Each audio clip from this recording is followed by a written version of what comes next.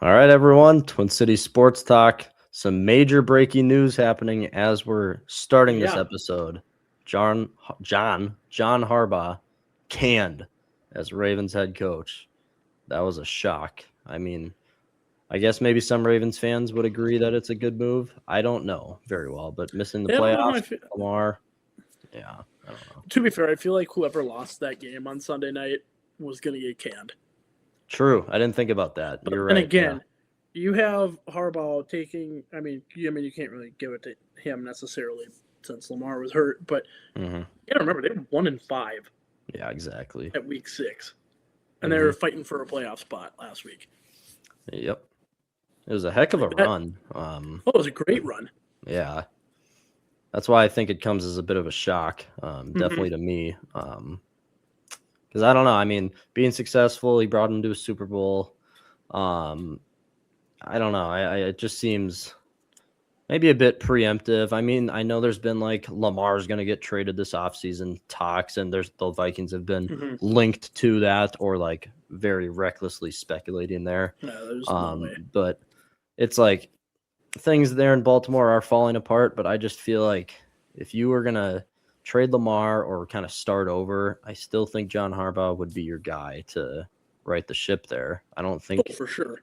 I don't think there was much wrong with the guy. Either way, that is now 5 head coaches, right? That's the 5th one. Yeah, and then the Lions just got rid of Morton. I didn't know that either. He's yeah, one and done as their OC. Yeah. I mean, it's pretty hard to replace Ben Johnson, but yeah, I'm trying to think what else has happened today. I think those are the 2 big ones. Yeah.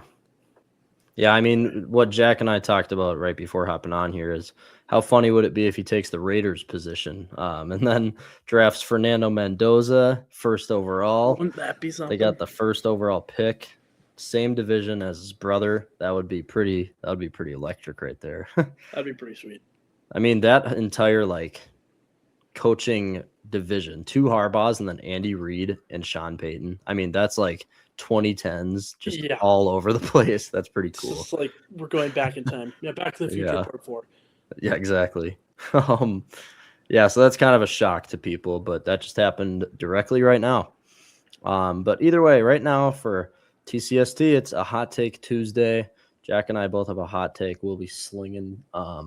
And then it's a Wolves game day. We're going to talk about the Wild's bad performance last night, getting basically swept in this little mini 2-game series with the LA Kings.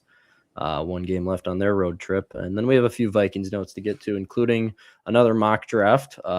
Honestly, for this offseason, just so everyone knows, every mock draft that gets done like by PFF or ESPN, I will be bringing to the table, or one of us hosts will be bringing it to the table, because it's fun to get to it, see the difference in everyone's opinions on it, different analysts and everything.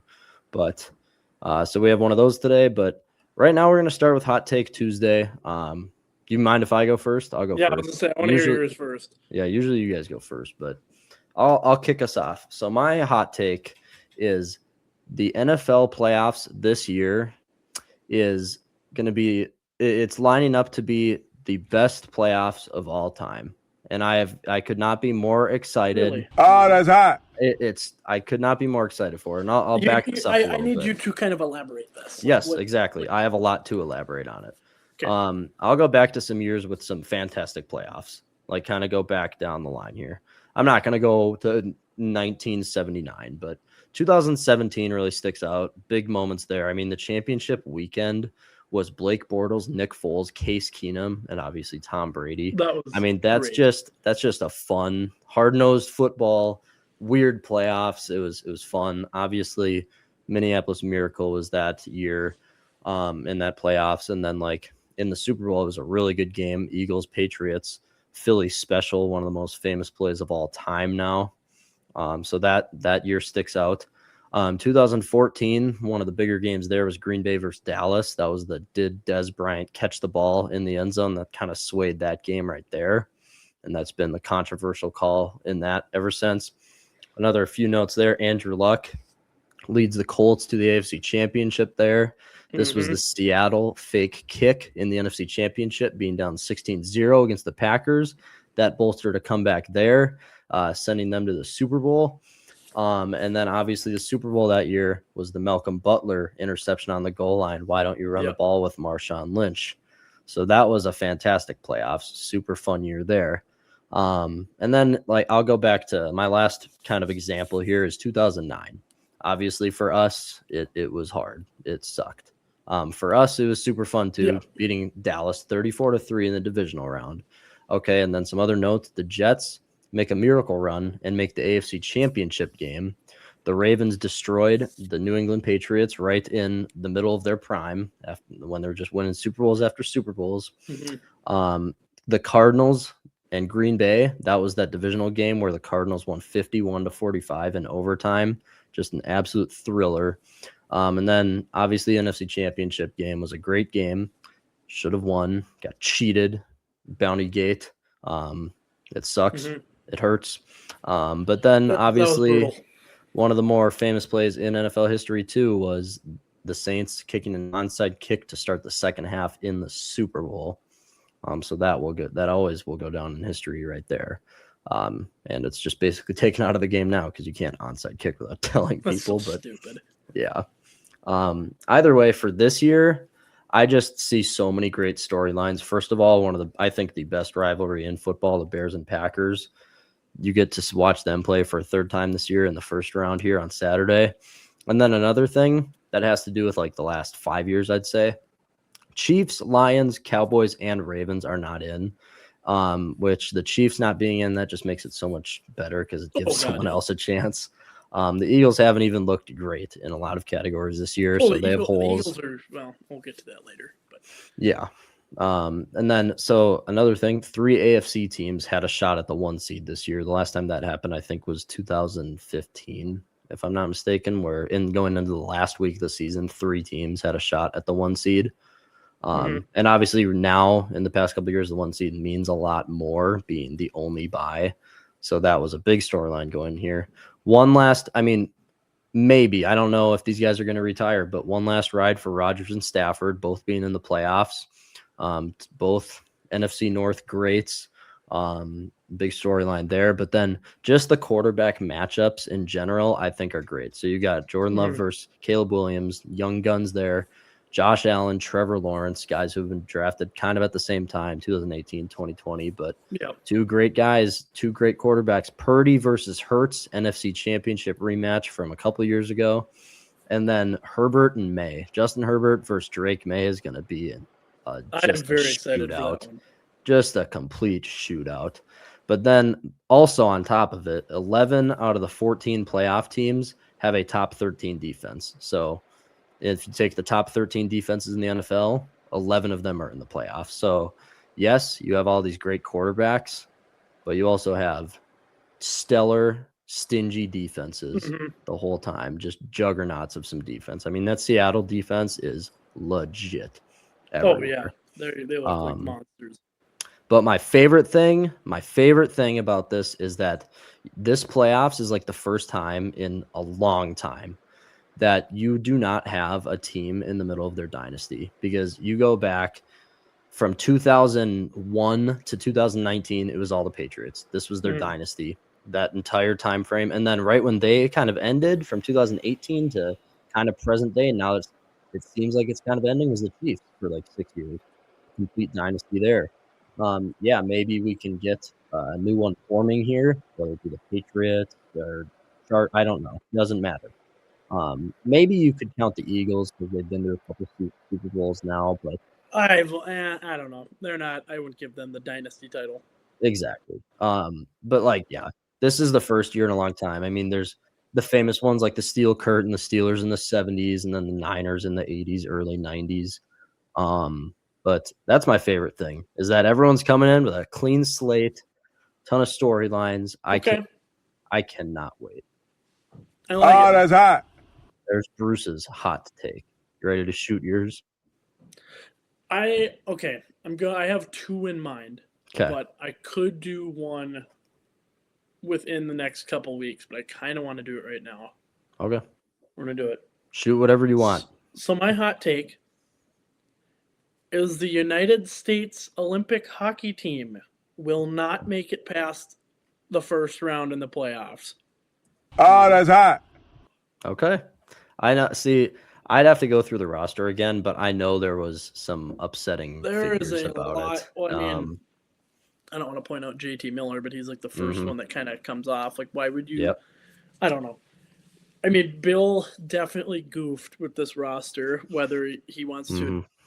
There's, I mean, yeah, you got the Kachuk brothers and Austin Matthews on a line. You're gonna have Boldy and God, Is what's his it nuts? Blanking on what's his nuts from the Eichel? Yeah, Jack Eichel.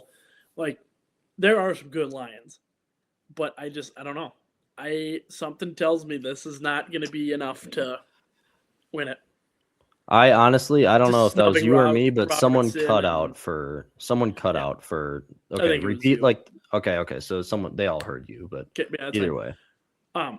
But anyway, what I was saying is I don't think like the snubs from this Olympic roster is going like their replacements are not gonna do us as well as Bill thinks they're gonna. Okay, so who are like the top? Like I know Jason Robertson is the like one of the big snubs, right? But who's like the other ones? Because I haven't looked into it enough. You could go. I'm trying to think here. I know Robertson was the big one. Yeah. I'm gonna search it up here. So Boldy, Connor, Eichel, Getzel, Hughes, Patrick Keller. Kane's not on it. Oh yeah, you're right. Like, it's just I don't know. I like the huge Tage names. Thompson pull though. Tage has been fantastic. That one's not bad. I like Tage. Yeah. But it's just there's Zach Werenski made it. Yeah. Wow. Like it's just. I mean, he's having a good year, but wow. Hannafin, Sanderson, Slobin. Yeah. I mean, they got the goalies right. Good for them. Oh yeah, we definitely got the goalies right. I mean, yeah. Hallebuck's not having a great year, but I mean, you can't not have. It's him and Ottinger for sure. It's just you can't. I feel like Ottinger will get most of the playing time. Honestly, he's been great. I think it'll definitely be split or go Ottinger's way. Yeah, I think. I mean, like I said, Jason Robertson's the one that sticks out to me. But did you find any others that were kind of like Lane Hudson's not going to be in it? Yeah, Hudson. Okay. It's just I don't know. I just have a weird feeling. Oh, that's hot. Especially for how hyped everybody is that this is going to go rough. I mean, look at Team Canada. They're just built. I mean, I'm curious. Somebody was doing like a mock of what the Russian team would look like. Oh my gosh. And it was Kaprizov, Kucherov, and oh god, who was the other guy on their front? Like it was just insane. What would it be? Ovi? No, you wouldn't put Ovi on your first line anymore. Well, I mean Panarin, Malkin, Kucherov, Kaprizov, Ovechkin, like those are like the top names, but and they had Tarasenko somewhere. They actually had Marchenko, Barbashev, that's who it was. Yeah. It was Barbashev, Krill, and Kucherov. Dude, that would be that goalie tandem though. You have Vasilevsky and then Bobrovsky and Shesterkin. My God. They would destroy everybody. Like that wouldn't even be Sergachev. Oh man, there's some good defensemen too. How long ago was that when they cheated? Was that in the 2000s or was it in the 90s? I don't remember. Or I could be just talking out of my ass here. I honestly couldn't tell you. Okay, I'm going to search it up. Yeah. Either way, I like that hot take a lot, actually. And obviously, the World Juniors just wrapped up, if I'm not mistaken, right? Yes, they did. Yeah, Sweden won. Yeah. Well, they got banned in 2017. Oh. I was gonna say I didn't think it was that early, but I thought it was way longer paid attention. Than that. I was gonna say like 2010, but yeah. What the hell do I know? Yeah, I mean, next go around, I want to see a Russian team. Oh, it'd be so fun to watch. I mean, that would just be belt to ass. Like there's, oh my god. I think the only team that could have a chance is Canada. I don't think we would stand a chance, but I mean, it would not. Yeah, it's that'll be bad. It'll be bad for every other country. All right, you said you have a second one. Second No. hot take. No, Oh, we'll save that. We'll save Okay. that. I like that because that was a good one to Oh, that's hot. It wasn't, wrap it up the wasn't segment as here. hot, but No, I like it though. It's a good one. okay. Sticking on the hockey topic, we're gonna get to the Wilds game from last night. Like I hinted before, LA Kings, we played 2 games in a row there. Positive thing here, we only got 1 game left on the road trip. Mm-hmm. And if I had to say, last night, you can see that this road trip is getting to them. They are I mean, that's what it seems like. Yeah, the energy's depleted. It's just they're not playing their type of hockey where it's fast, good passing, getting good opportunities. They're just not. They're not getting the chances like they've been getting all year. Yeah, they look sluggish. It's just. I mean, it's for any team though. 6 or 7 game road trip. It's like. At the end, you're going to start feeling it. Another positive thing, they do get 3 days of rest until this last game against Seattle. They play Monday and then Thursday for Seattle. So, I mean, yeah, you get some rest, go win this last one. But just like Jack and I said after the 5th game, you don't actually have like a straight up loss until now. You'll sign up for that any day. I would definitely sign if they could get a win here. If I we would could come out 100%. 4-1-2. Yeah, that would be ridiculous. Yeah, I would love that. But I mean, the biggest concern after last night, anyone could see it. Our power play needs to get it figured out. Okay, I'm gonna go through it very in depth here. All right. It's honestly suicidal to watch. It really is. I'm just gonna say it how it is. I'll say how it is. Jack and I turned it off after the second period. The power play. I was like, I'm not watching this anymore. I couldn't watch the third period either. It was really, really hard to watch. I had better things to do. I could hang out with my wife. Either way, they had 6 opportunities on the power play last night. One of them being a major against a team that came in to these 2 games against the Wild, 25th in the league on the PK. They couldn't not stop a power play. Like the Kings were terrible at it. I'll go through for all 6 on how many shots on goal we had on each one. The first one last night, we had 1 shot on goal from Zuki and Ek. So 2 shots on goal in total. The second power play, the whole thing, you got 1 shot from Vladimir Tarasenko. Shot on goal. You had shots, but I mean, here's the thing. Everyone knows our power play. For the first line, it's Hughes, Boldy, Ek, Kirill, and Zuki. Okay. The second power play, only getting 1 shot on goal from Vladimir Tarasenko. That means you didn't get 1 shot on goal for probably the first minute and 20 seconds of that power play. And then, oh God. Okay. Third power play, you got 0 shots on goal. 0. Fourth power play, it was really a 4-on-4 because of Yurov and one of the Kings players getting into it after the second period. This opened up the third period, 4-on-4. You did not get a shot on goal in 4-on-4. It's looking for too many opportunities. It's looking for chances. It's looking for stuff that isn't there. And then at that time, and okay, go back, people. Go back into yesterday's episode. We all said, you are going to have chances. The Kings are in the penalty box a lot. We knew this would happen. Like, we knew this would happen. And we did what we needed to win. We only committed 1 penalty the whole game, except like the 4-on-4. But 1 actual power play for the Kings.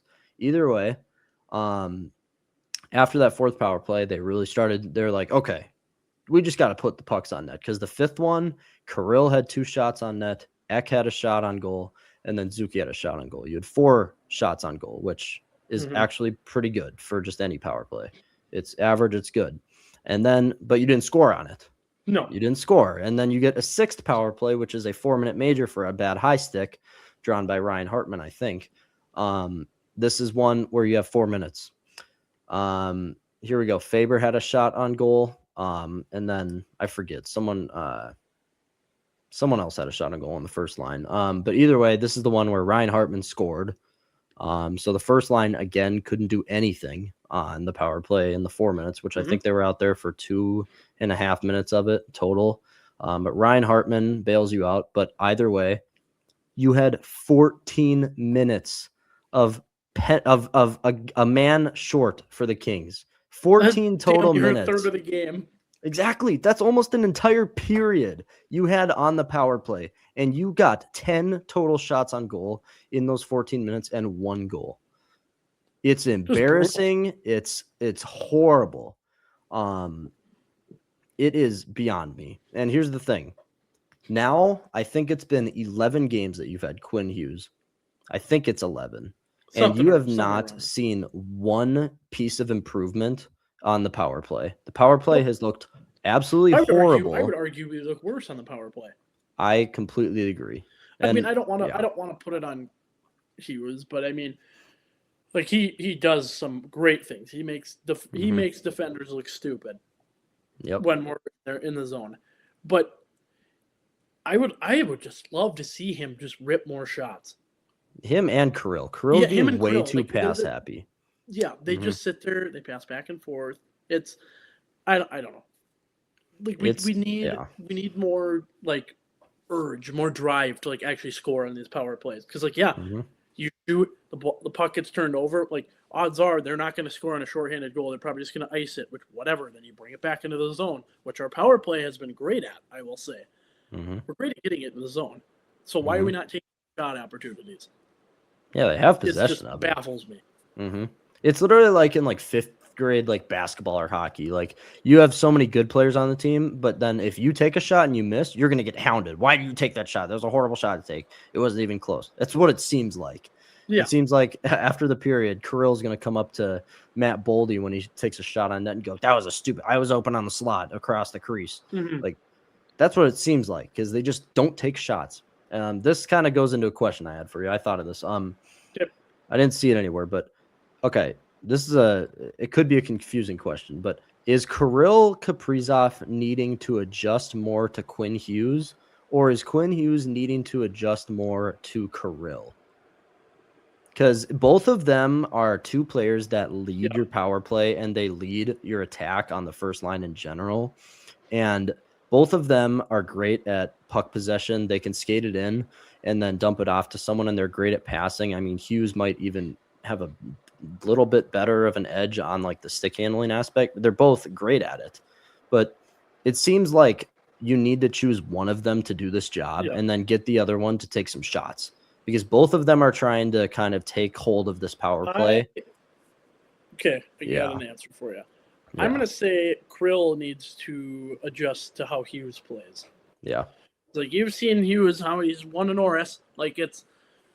Yeah, exactly. And that's why we traded for him for this defense. Like, and how was we had one of the best power plays in the league before we got. It was 7th, I think it peaked. Yeah. Crow would just sit on the point and just get fed. Like we need to go back to that. Like Hughes has more than proved that he can with his stick handling and how he adjusts to the opposing team. It's insane. Like I said earlier, watching him make people look stupid. Like it's awesome. So I feel like the amount, like there needs to be more trust in him. I feel like versus just all these constant passes, which I mean, obviously you need to pass a lot, but on the power play specifically, let him rip. Like feed Krill, he's your goal scorer. Like and if it's on the second line, feed Boldy. Like I don't know. I agree. Annoying. I think Hughes he's always going to be up top in a power play set. He's never, I mean, sometimes you'll see him kind of drive into the slot and try to take a shot or dump off a pass to someone, and then it all rotates around. But usually Hughes is going to be He did have a nice drive last night. I think it was in the second period. Yep. I remember that one. It got blocked, but it was a good drive. I mean, we got that open slot, but just waited too long. My other thing is like just getting the shots on net is that you have one, I think probably a top 3 player. I don't know if this is an actual like stat or anything, but like just sitting in the crease and being just chippy and aggressive. Eriksson Ek is literally the perfect example of that, where if you put a shot and there's any chance of a rebound, he's going to do everything he can to get the puck on his stick and try to make a play out of it. But you don't see it much because we had 10 shots on goal in 14 minutes of power play time there. That's one thing why, I mean, Ek is the best at it. I mean, they say it on the broadcast probably every single game. LaPanta always says, they're like, every team hates playing against Eck because he's so aggressive, so chippy in front of the net. Like I would It's- be pissed because you know how annoying Yes. that has to be for a goaltender. Oh my God. Yes. Yeah. And for the defenseman that or like That too. any guy there that just has to sit there and just Like, take these jabs I from would lose Eck. my mind. Yes. But they don't use it. So No. that's where my problem is with it. But yeah, I going back to it, I do agree. Kirill needs to adjust to Hughes more because I think you need to see Kirill start taking more shots than Hughes. I want both of them taking shots, but Kirill can do anything with the puck that he wants to. He can place it literally anywhere he wants. He's one of the best scorers in the league. And if that's why you paid him. That's why he's earning the most. That's why he's the biggest contract in the league in history. Exactly. Yeah, you need him shooting the puck instead of like worry the passing. This is why, this duo between Kirill and Zuki built over the last couple of years has always been dependent on Zuki making the big pass, which Zuki's great at. Those saucers across the crease to like in the playoffs last year. Fondly remember a couple goals where Zuki just saucered it like 3 feet in the air to Kirill on that breakaway too. Zuki's going to get Kirill the puck. That one where he's skating alone up ice with one guy like trailing him. But either way, Zuki will get Kirill the puck, but Kirill needs to stop acting like he's Zuki. It's like kind of roles reversed here. You can't be doing that. You need to be the one being ready for these shots. And yeah, I agree. Hughes is just as good with the puck, and he can get Kirill the puck whenever he wants. So, and that should be like the main objective should be get Kirill the puck. But then if Wynn has a shot, take the shot. Yeah, and here's the thing. You have the second best goal scorer in the NHL right now, Matt Boldy, on the other side of Kirill. You can pass the Boldy. That too, shoot the puck too. You are second in the league in goals. Shoot the damn puck. Because I'm getting tired of it. It's so hard to watch. When you get a power play, when LaPanta goes, delayed penalty here on LA, you're like, oh man, all right, so we should be up by a goal here. Yep. Coming in the next 2 minutes. No, last night it was like, oh great, 2 minutes of horseshit hockey. Great. Yeah, and now we're in a position where we're literally saying like, okay, well, this maybe we get a goal, but maybe we'll get a nice rebound. Maybe. Yeah. Is it going to happen? Hell no, because what do we have to do in order to get a rebound? You gotta shoot it. So this is our little rant for the Wild. Jesus. Yeah, I mean it was bad last night. Very hard to watch. Yeah, like I said, game on Thursday against Seattle to wrap up the road trip. One other thing, we've talked about the Dallas schedule right now being pretty tough. The Avalanche have like the next 6 games at home. So you already it was a super small chance of catching them no matter what. But now we're not catching the Avs. It's not at all. Happen. But now the Avs might go like just absolutely nuclear now. I mean, they have like 6 home games in a row and then it's like 4 road. But either way, they are in the midst of I will say, back to a couple episodes ago, I want them to break the point record. I absolutely do. Because I want the playoffs to change. Yeah. So. Yeah, that's a good point because if they break I'm not even going to get into it. If they break the point record and then have to play like and then us and Dallas still stay where we are, it'll change. Has to. Yeah, stay where we are. Where us 3 are the best 3 teams in the league. So it's just absolutely stupid. You're correct for that. I didn't think about that. But all right, enough for the Wild now. We got a few Vikings notes we're going to get to. The Vikings schedule has been released for next year, not the actual week by week, but home and away opponents. And in a future episode this week, we'll go through each game and how we feel about it. But right now, we're just going to go over it very briefly. So already positivity because you get 9 home games and 8 away games. Yep. Obviously, the away and home game for the division games, that was a given. But then you get the Falcons, Bills, Panthers, Dolphins, Commanders, and Colts at home. Just looking at that from a broad standpoint, you can legit go like 6-3, 7-2 at home. 100%. Just from a broad standpoint. Well, I do want to point out. So for those who aren't aware, we have. With finishing 3rd, we kind of got lucky. I would argue we got a little bit lucky where we have the Commies, the Niners, and the Colts. The Colts, yep. So I would argue we kind of got lucky with the AFC there. Mm-hmm. In our single, because I mean, if that was, I don't know, if that was the Chiefs, we'd be cooked. Is it the Rams or it is the Niners, right? Or is it It's the Rams? Niners. Yep, we're at San Francisco. Everything I've seen is of the Rams. The official Vikings page posted the 49ers. Okay. Well, I'm just mixed up then. Yeah, that's my fault. Yeah, it is the Niners. But here, I'll go back and look. No, it is the Niners. I just looked. Okay, good. Yeah, idiot. Yeah, I don't know why, because everything I've seen is that's weird. But either way, yeah, like we've talked about it too, and it was always the Niners. But yeah, those are your home games. I mean, 3 division games. They went 4-2 in the division this year, and should be better next year. So, but the Falcons, no idea with the new coach and everything there. Bills, kind of on the decline. They're still coasting. They're still great, but Panthers, nothing too special. Dolphins, nothing special. Commanders could come back next year. If Jaden Daniels can come in healthy, could be a gotcha game because obviously this year has been a train wreck for them. But Colts, you don't know what they're going to do at quarterback either. So a lot of iffy ones, but a lot of winnable games. So the away games, though, we finally get a year where we don't have to travel to Seattle in 30-degree weather in week 15. Obviously, or division overseas games, as of now. Yeah. Jets, Buccaneers, Saints, Patriots, Rams. Niners. Sorry, I'm looking at a different. Yeah, Niners and Patriots obviously being the toughest out of those two. The Bucks. There's speculation Mayfield might not be there. I think his contract's up after next year, so they don't know.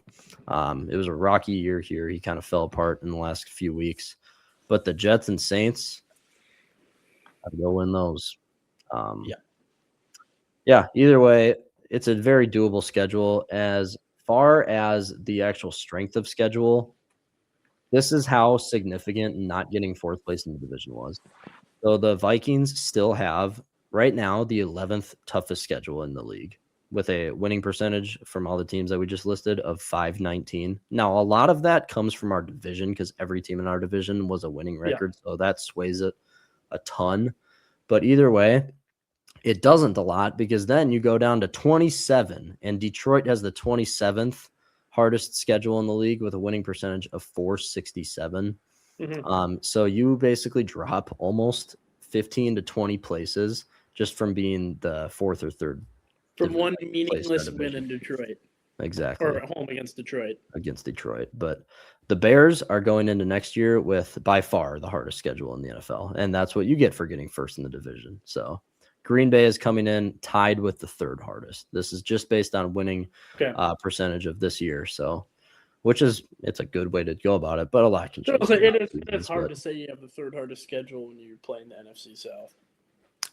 Yeah. And that's where the division sways it too, because the Bears, all of us having winning percentages, it sways it. But then like if you go to the Bears, so they're gonna have to play the Seahawks next year. Who are the other teams? It'll be Seahawks, Philly, and Philly. They already have Panthers, but it'll be since we're playing the Colts, they'll have to play the Jags, right? Yeah, the 13-4 Jags. So so the Bears get. I mean that's obviously 3 way tougher games than we have. So that's what the NFL is built to have bad teams be good the next year and not the opposite, have good teams be bad, but it's all about making it even. And that's why the NFL is so They great. make dynasties hard. Yeah, exactly.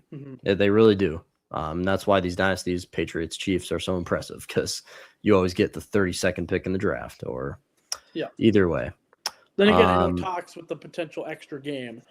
I don't know where that or what that would incline for us if it does. Well, it would be another away game because it would even that out. But I'm just saying, it would have to either be the Chiefs or. Oh yeah, you're right. It'd either be the Chiefs or Bengals. Chiefs or Bengals, yeah. Yeah. I would imagine it would be the Chiefs just because why not? But I guess it doesn't really matter because I don't know how you would go about that, but. Yeah, those are the strengths of schedule, though.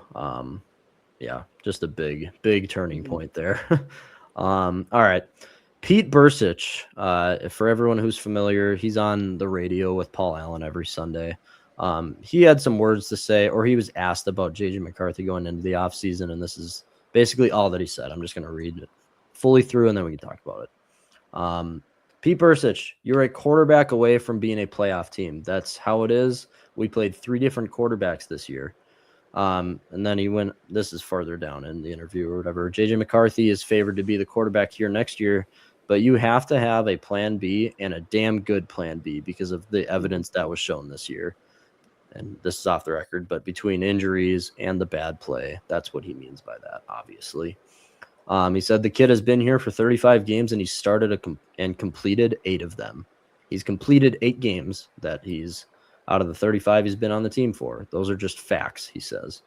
If he has a great offseason, maybe he'll never get hurt again. It's a possibility, but this trend is going to continue. You have to plan for it. You can't ignore it. I think everything Pete Bursich is saying right there is completely true. I don't think it's the hard truth. I don't think he's crapping on JJ. No. It's just the truth. Yeah. It's just like you have to shit on Joe Burrow a little bit too. Like yeah, it's the same situation. Like not the same. I don't know. I mean, Joe Burrow's a Heisman candidate. But, true. Yeah. Either way. But so we went. I would say 5-4. I mean, that Packers game was. You knew we were going to win that. That was a gimme. So I would argue 6-4 with an asterisk on that. Yeah, exactly. 5-4 legit games. Yeah. I mean, that's not horrible for a rookie quarterback. But then again, for one who has finished 8 out of 35 games, I feel like that's kind of that's shitty to kind of just bark on him for last year. Because, I mean, but then again, I don't know. Like, that stuff happens. Yep. Like, exactly. So, and here's the thing. They also said last year, I think it was the Jets in London last year in week 5. That was when Sam Darnold was hitting like a bad streak in the middle of the season. He had the 4 picks against the Jags. And Kevin, like he said, a lot going into that season. If Sam had struggles like over and over, they would have never not put JJ in. Like JJ would have had time. They were competing in training camp for the job. Yeah. So it's not like it just sucks. It sucks for him last year having the meniscus tear, but but that's the game. Like people are gonna get hurt. This is how it is. Yep. So I like that interview a lot, though. Actually, I just think it's a little unfair to say all of last year is missing games, but then again, like the team has never had you before, so I guess it's like we almost drafted him like this year. Yeah. So basically, but other than that, I mean, 5-6-4 asterisk. You can't be disappointed with that, even though he only finished 8. Some fans are, but yeah, we're not. Either way, if there was another playoff spot, we are in the playoffs. Yeah, with this win, and that is starting Max Brosmer. Max Brosmer played in 3 games this year, and Carson Wentz sacrificed his life for 4 weeks. For 4 or 5 weeks. Yeah, this team. Yeah. Like you can kind of go either way though. Like if JJ was playing the full year, I think we would have had a better chance in like the Sox game and stuff, and you could have won more. But then you go to the other side. If you don't have Brian Flores, I think JJ's record at the end of the year is 1-7 or 1-8 for sure. And so you can go. Their defense definitely helped out his stats, which is why I don't know. Just basing it off like a record like that is so hard to do. Exactly, because there's so many things that just can amplify a team, such as Brian Flores. Very true. Very true. But yeah, I guess that wasn't really an interview he was on. It was the 9 to noon show that usually Paul Allen does, I think, every day. I'm not sure. I need to listen to it more. I used to, but either way, we're going to get to this mock draft I was teasing earlier. ESPN's Jordan Reed came up with this mock draft, and he didn't do any trades in it or anything. I'm not going to go through the whole thing, but this is a fun and kind of a weird one for sure. And basically at 18, the Vikings select LSU cornerback Mansour Delane in Jordan Reed's mock draft, which I don't know if you watched the episode yesterday, a mock draft that PFF released had Mansour Delane going 3rd overall. that just goes to show how Yeah. deep this first round is and how many Mm-hmm. playmakers there really are, because Delane going to 18, just like I said about Jeremiah Love yesterday, this seems fake and it seems like very far-fetched. I would be jumping out of my shoes for either Jeremiah Well, you Love could sit there and go over every single team that like needs to additions to their secondary, or Yep. like teams that need a running back for like PFFs yesterday.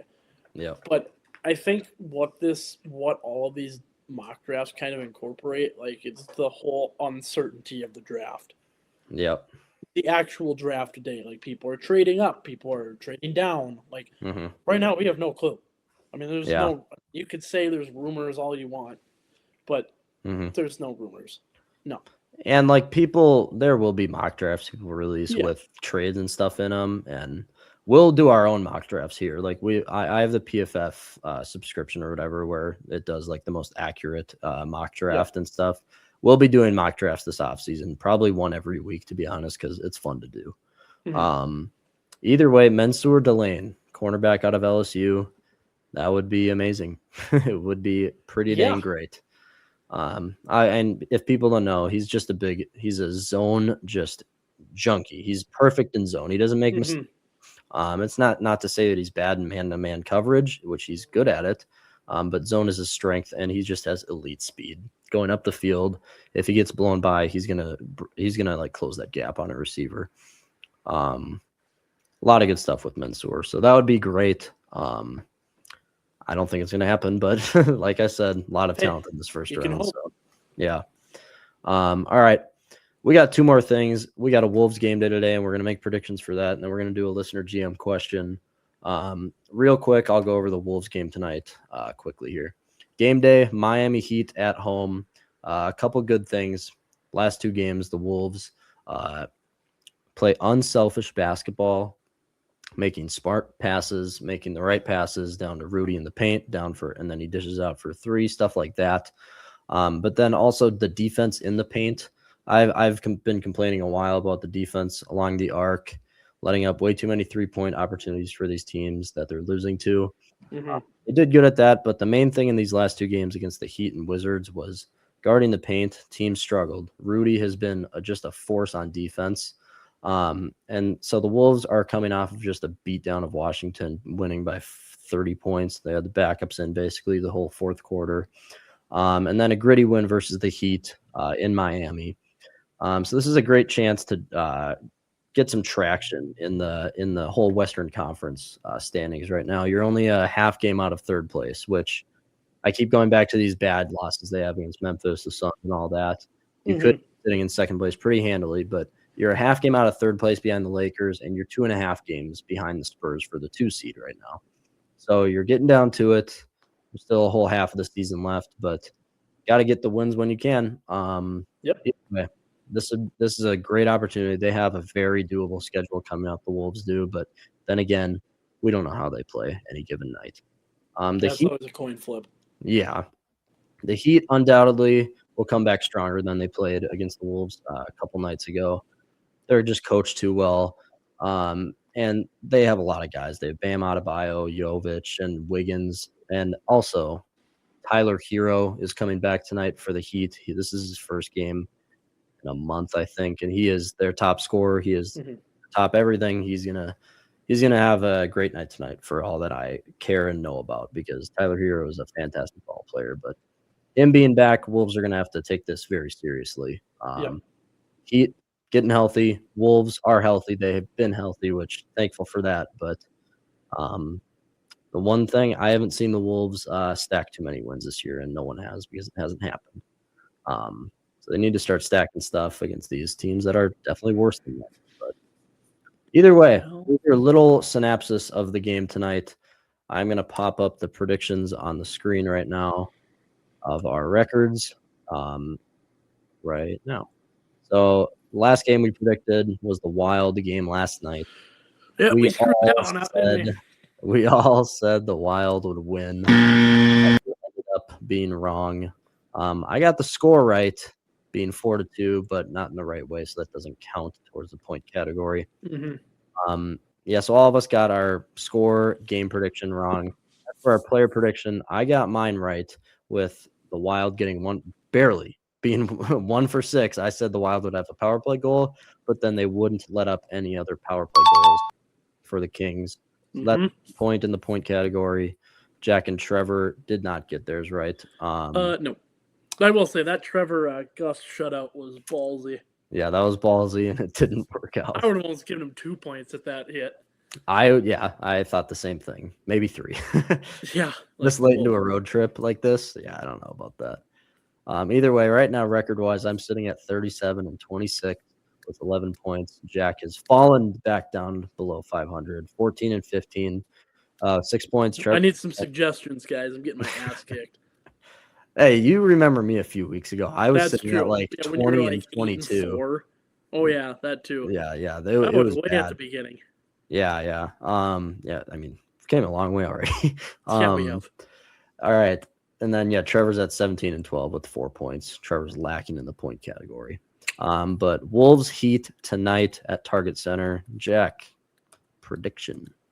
All right. Well, I mean, just like the last time we played the Heat, we were in Miami, right? When we played them last. Like, what was it, last week or whatever? We won that game very full-heartedly. I feel like I dropped 125, I believe. Yep. But I think that's going to be kind of a similar deal tonight. I think we're gonna win by. I think it's going to be like 130 to. Let's go 115. Okay.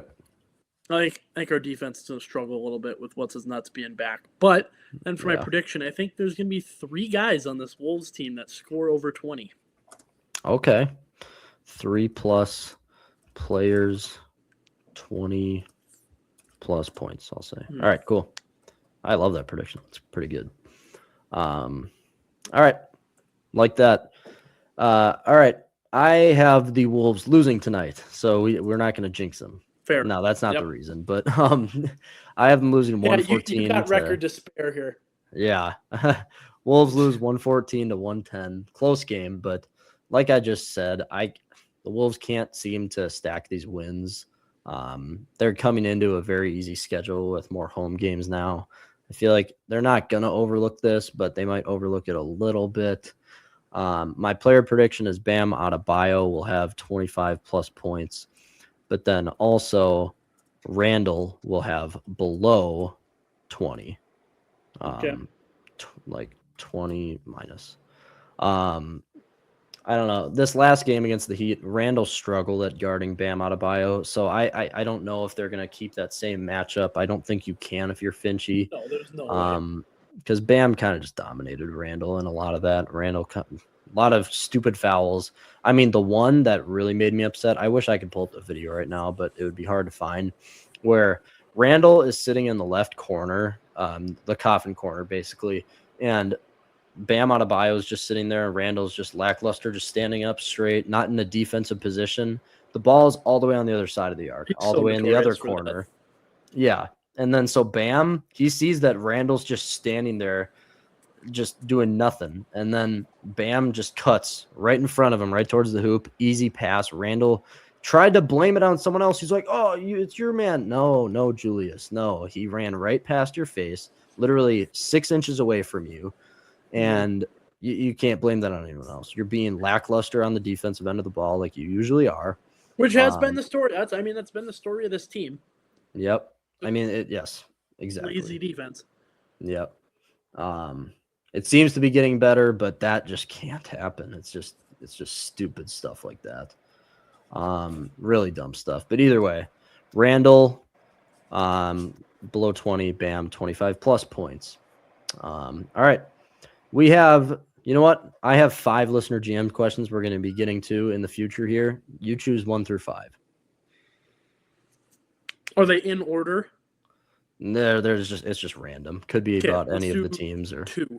2. Okay, this is the camera. big. I feel like I'm being filmed on like a freaking 90s or early 2000s Skype right now.